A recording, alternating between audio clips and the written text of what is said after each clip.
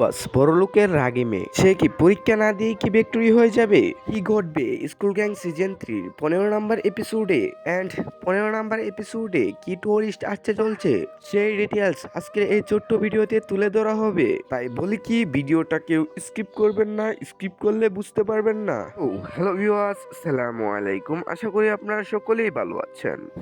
আপনাদের দোয়াই ও ভালোবাসায় আমি আলহামদুলিল্লাহ ভালো আছি। সকলের জনপ্রিয় নাটক স্কুল গ্যাং, আর এই নাটকটি সকলের মাঝে জনপ্রিয় হয়ে উঠেছে।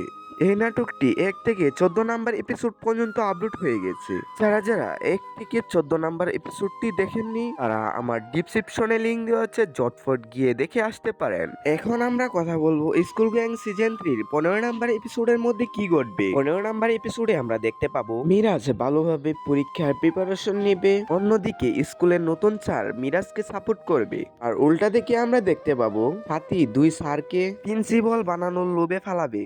আচ্ছা, স্যার কি সাথীর হাতে আবারও প্রশ্ন তুলে দিবে?